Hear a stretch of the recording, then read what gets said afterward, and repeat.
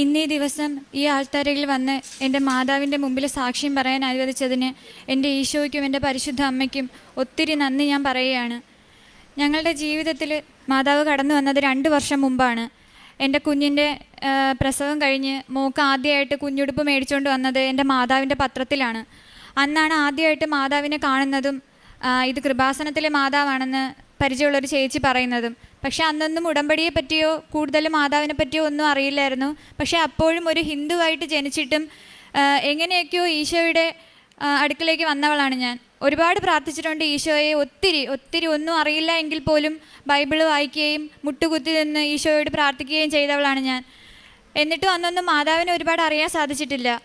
പിന്നെ ഇത്രയും നാൾക്ക് ശേഷം 2025 ജൂൺ 14 ഞാൻ ഇവിടെ വന്ന് ഉടമ്പടി എടുത്ത് മാതാവിനെ പരിചയപ്പെട്ടത് അതിന് ശേഷമാണ് ഒത്തിരി മാതാവിനെ അറിയാൻ തുടങ്ങിയത്. ഇവിടെ വന്ന് ഉടമ്പടി എടുക്കുന്നത് ഒത്തിരി കടബാധ്യതകളോടുകൂടിയാണ്. കാര്യം എൻ്റെ ഹസ്ബൻഡിന് പുറത്തേക്ക് പോകാനായിട്ട് 2 പ്രാവശ്യം വിസയ്ക്ക് പൈസ കൊടുത്തിട്ട് ഞങ്ങൾ പറ്റിക്കപ്പെട്ടിട്ടുണ്ട്. അതുമായിട്ട് ബന്ധപ്പെട്ട് ഒത്തിരി കടബാധ്യതകളായി ജീവിതം ഇനി ഏത് വഴിയിലേക്കാണ് പോകുന്നതെന്നറിയാതെ ഒത്തിരി വിഷമിച്ചാണ് ഞാൻ ഇവിടെ വന്ന് കയറുന്നത്. പക്ഷേ ഇവിടെ വന്ന് എന്താ ഉടമ്പടി, എന്താ അതിന് ചെയ്യേണ്ടതൊന്നും അറിയില്ല. ഇവിടെ വന്നു, അന്വേഷിച്ചു, പറഞ്ഞു, ഉടമ്പടി എടുത്തു, അച്ഛൻ്റെ ക്ലാസ് കേട്ടു, മാതാവിനോട് 6 നിയോഗങ്ങൾ എഴുതി. എന്തൊക്കെയാണ് 6 നിയോഗങ്ങളെന്ന് പോലും അറിയില്ല. പക്ഷേ ആദ്യം ഞാൻ എഴുതിയത് എൻ്റെ ഭർത്താവിന് വിദേശത്തേക്ക് ഒരു ജോലി എൻ്റെ മാതാവ് തരണമെന്നാണ്. ഇവിടെ നിന്ന് ഉടമ്പടി എടുത്ത് 1 മാസം കഴിഞ്ഞപ്പോൾ ഉടമ്പടിയിൽ 2ാമത് എഴുതിയത് എനിക്കൊരു സർക്കാർ ജോലി. ഒത്തിരി നാളായിട്ട് ഞാൻ PSC എഴുതുന്നുണ്ട്. അപ്പോൾ അതും കൂടി ഞാൻ എൻ്റെ മാതാവിനോട് പറഞ്ഞിട്ടുണ്ടായിരുന്നു. അപ്പോൾ 1 മാസം ആയപ്പോൾ ഞാൻ എഴുതിയിട്ടുണ്ടായിരുന്ന ഒരു എക്സാമിൻ്റെ റിസൾട്ട് വന്നു. എനിക്കതിൽ മെയിൻ ലിസ്റ്റിൽ തന്നെ ഉൾപ്പെടാൻ പറ്റി. അപ്പോഴും തന്നെ എനിക്ക് ഉറപ്പായി എൻ്റെ മാതാവ് കൂടെ ഉണ്ട്, എന്നെ ഒരിക്കലും കൈവിടില്ല എന്ന്. അന്ന് മുതൽ പ്രാർത്ഥന കുറച്ചും കൂടി ശക്തമാവാൻ തുടങ്ങി. എന്നും ഞങ്ങൾ അച്ഛൻ്റെ ഡെയിലി ബ്രെഡ് കൂടും. ഓരോ ദിവസവും എഴുന്നേൽക്കുന്നതും അച്ഛൻ്റെ ആ ഒരു ഡെയിലി ബ്രെഡ് കണ്ടു കഴിയുമ്പോൾ ഞങ്ങൾക്ക് ഉണ്ടാകുന്ന വല്ലാത്തൊരു അനുഭവമാണ്. അന്ന് ഒത്തിരി സങ്കടത്തോടു കൂടി എണീറ്റാലും ഒരു ആത്മവിശ്വാസം അച്ഛൻ്റെ ആ ഡെയിലി ബ്രെഡിലൂടെ ഞങ്ങൾക്ക് കിട്ടാറുണ്ട്. അങ്ങനെ മുന്നോട്ട് പോയിക്കൊണ്ടിരുന്നപ്പോഴാണ് പരിചയമുള്ളൊരു വ്യക്തിയിലൂടെ ഹസ്ബൻഡിന് പുറത്തേക്ക് പോകാനായിട്ട് ഒരു അവസരം പിന്നെയും വരികയാണ്. അപ്പോഴും ഞാൻ പറഞ്ഞു, മാതാവേ, ഇനി ഒരു അവസരം തന്നാൽ അത് ഞങ്ങൾക്ക് മാതാവ് തരുന്നതായിരിക്കണം. ഇനി ഞങ്ങൾ ഒരിക്കലും ഒരു കുഴിയിലേക്ക് പോയി വീഴരുത്. അങ്ങനെ വീണാൽ ഇനി എഴുന്നേറ്റ് വരാൻ ഞങ്ങളെ കൊണ്ട് പറ്റത്തില്ല. ആ ഒരു അവസ്ഥയിലാണ് ഞങ്ങൾ നിൽക്കുന്നത്. അങ്ങനെ അത്രയും പൈസ പോയപ്പോൾ അപ്പോഴും ഞങ്ങൾ പറഞ്ഞത്, മാതാവ്, ഇനി പോകുമ്പോൾ 1 രൂപ പോലും എൻ്റെ ഏട്ടന് ചിലവാകാതെ വേണം പുള്ളി പോകാനായിട്ട്. അപ്പോൾ അങ്ങനെ ആ പുള്ളി വന്നു, ഞങ്ങളോട് സംസാരിച്ചു. ഞങ്ങളോട് ഒരു പരിചയമില്ലാതെ, ഞാനൊന്ന് ജോലിക്ക് പോയപ്പോൾ പരിചയപ്പെട്ട ഒരാളാണ്. ആ ചേട്ടൻ വിളിച്ചു, ഏട്ടൻ വന്നു. ഒരു എക്സ്പീരിയൻസ് സർട്ടിഫിക്കറ്റ്, അതായത് പുള്ളി ഒരു ഇലക്ട്രീഷ്യൻ്റെ കോഴ്സ് പഠിച്ചിട്ടുണ്ട്.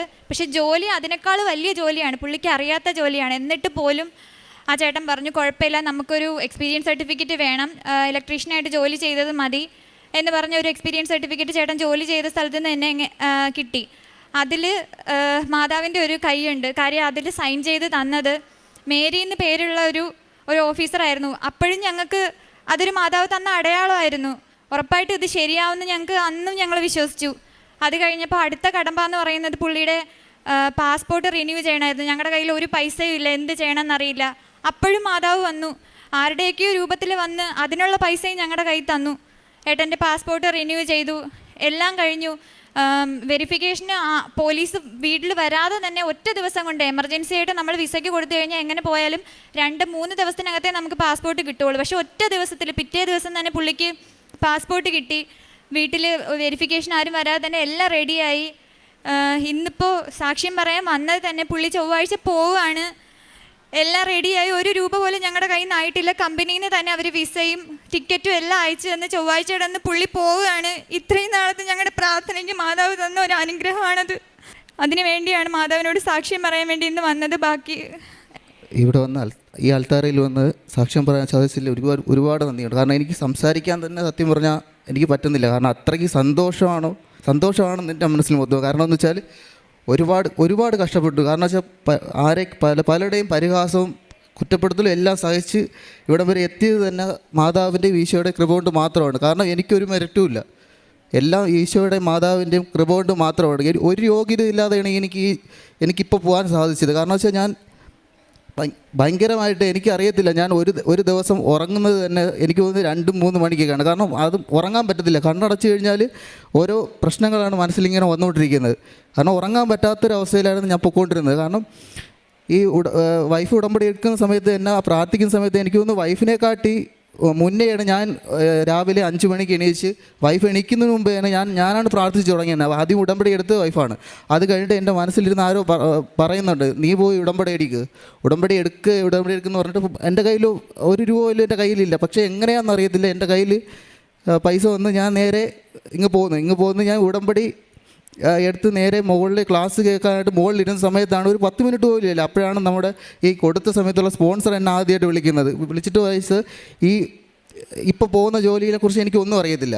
കാരണം ആ ജോലിയെക്കുറിച്ച് ഞാൻ വിചാരിച്ച് അവിടെ നിന്ന് വിളിച്ച് പറഞ്ഞതെന്ന് വെച്ചാൽ ഭയങ്കര ക്വസ്റ്റ്യൻ ചോദിക്കും. ഒരു 99% ക്വസ്റ്റ്യൻ ചോദിച്ച് ഫെയിൽ ആവാനാണ് ചാൻസ് കൂടുതലെന്ന് പറഞ്ഞു. പക്ഷേ എൻ്റെ അടുത്ത് സ്പോൺസർ ചോദിച്ചതെന്ന് വെച്ചാൽ എൻ്റെ പേര്, അതായത് വയസ്സ്, കല്യാണം കഴിച്ചു, അങ്ങനെ കുറച്ച് ഡീറ്റെയിൽസ് മാത്രമേ ചോദിച്ചുള്ളൂ. എന്നിട്ട് പറഞ്ഞ് എത്രയാണ് സാലറി എക്സ്പെക്റ്റ് ചെയ്യുന്നതെന്ന് ചോദിച്ചപ്പോൾ ഞാൻ വലിയൊരു എമൗണ്ടാണ് ഞാൻ പറഞ്ഞത്. പക്ഷേ ആ എമൗണ്ട് തന്നെ എനിക്ക് അമ്മ മാതാവ് എനിക്ക് തന്നതാണ്. കാരണം എന്ന് വെച്ചാൽ ഒരിക്കലും പ്രതീക്ഷിക്കാത്ത കുറച്ച് കാര്യങ്ങളാണ്. ഒരിക്കലും പ്രതീക്ഷിക്കാത്തതെന്ന് പറഞ്ഞാൽ എനിക്കത് വാക്കുകളിലൂടെ എനിക്ക് പറയാൻ പറ്റില്ല. കാരണം അത് കഴിഞ്ഞ് ഞാൻ പിന്നെ എനിക്ക് ഒരുപാട് അമ്മ മാതാവിൻ്റെയും ഈശോയുടെയും ജോസഫ് അച്ഛൻ്റെയും ഒരുപാട് സാന്നിധ്യം എനിക്ക് ഉണ്ടായിട്ടുണ്ട്. കാരണം ഞാൻ തിരിയിൽ കൂടുതൽ പ്രാർത്ഥിക്കുന്ന സമയത്ത് എനിക്ക് വൈഫിന് കിട്ടിയിട്ടുണ്ടെന്ന് എനിക്കറിയത്തില്ല. പക്ഷേ എനിക്ക് മെഴുകുതിരിയിലൂടെ അമ്മ പ്രത്യക്ഷപ്പെട്ടതും സ്വപ്നത്തിലൂടെ അമ്മ എന്നെ കാണാൻ പറ്റിയതും ജോസഫ് അച്ഛനെ തന്നെ 2-3 പ്രാവശ്യം എനിക്ക് സ്വപ്നത്തിലൂടെ കാണാൻ പറ്റിയിട്ടുണ്ട്.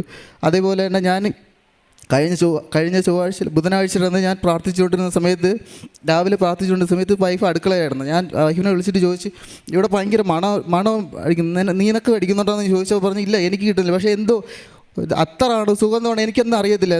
ഭയങ്കരമായിട്ടില്ല, നമ്മുടെ മൂക്കിനകത്ത് അടിച്ച് കയറുന്ന രീതിയിലുള്ളൊരു മണം എനിക്ക് കിട്ടി. കാരണം ഞാൻ വൈഫിനോട് ചോദിച്ചപ്പോൾ വൈഫിന് കിട്ടുന്നുണ്ടായിരുന്നില്ല.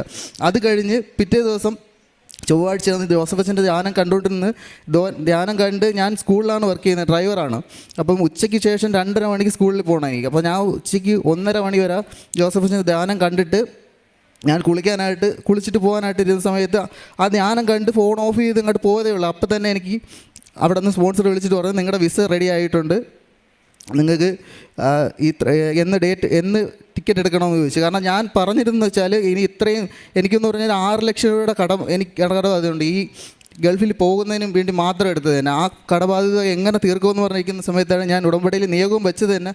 എൻ്റെ കയ്യിൽ നിന്ന് 1 രൂപ പോലും ചിലവാകാതെ എനിക്ക് മാതാവ് എന്നെ ഉയർത്തുകയാണെങ്കിൽ ഉയർത്തുക, അല്ലെന്നുണ്ടെങ്കിൽ വിട്ടുകളയുക എന്നാണ് ഞാൻ പറഞ്ഞത്. കാരണം ഞാനിപ്പോൾ പ്രാർത്ഥിക്കുന്നത് തന്നെ എൻ്റെ നിയോഗം നടക്കണമെന്നല്ല ഞാൻ പ്രാർത്ഥിക്കുന്നത്. അമ്മ മാതാവിൻ്റെയും ഈശോയുടെയും ഹൃദയത്തിൽ എനിക്കൊരു സ്ഥാനം തരണം. എൻ്റെ മരണം വരെ, എനിക്കിപ്പോൾ 32 വയസ്സ് കഴിഞ്ഞ്, എൻ്റെ മരണം വരെ എനിക്ക് ഉടമ്പടിയിൽ ജീവിക്കണം എന്നാണ് എൻ്റെ ആഗ്രഹം എന്നാണ് മാത്രമാണ് ഞാൻ പറയുന്നത്. ഈ 6 നിയോഗങ്ങൾ ഞാൻ പറയാറേ ഇല്ല ഞാൻ. കാരണം അത്രയ്ക്ക് എനിക്ക് അമ്മയുടെ ഈശോയുടെയും ഒരുപാട് എൻ്റെ ഈ ജീവിതം തന്നെ ഞാൻ എൻ്റെ ഈശോയ്ക്ക് അമ്മ മാതാവിന് വേണ്ടി ഞാൻ ഒഴിഞ്ഞു വെച്ചേക്കുവാണ്. കാരണം എനിക്ക് അത്രയ്ക്ക് ഒന്നും പറയാൻ പറ്റാത്ത അവസ്ഥ. എനിക്കിപ്പോൾ തന്നെ ഒന്നും കൊണ്ട് വരുന്നില്ല വായന്ന്. ആ ഒരു സന്തോഷവും ആ എക്സൈറ്റ്മെൻറ്റിലും മാതാവിനോടും ഈശോയോടും എനിക്ക് തീർത്താതിരാത്ത എൻ്റെ ഈ ജീവിതം കൊണ്ട് തന്നെയാണ് ഞാൻ നന്ദി പറയുന്നത്. എൻ്റെ ജീവിതകാലം മുഴുവൻ എൻ്റെ മാതാവിനും ഈശോയ്ക്കും മാത്രമായിരിക്കും എൻ്റെ ഈ ജീവൻ മൊത്തം. എന്ത് പറയുമെന്ന് എനിക്കറിയത്തില്ല. നേർച്ച വസ്തുക്കൾ ഉപയോഗിച്ച സമയത്ത് ഒരു അനുഭവം ഉണ്ടായിട്ടുണ്ട്.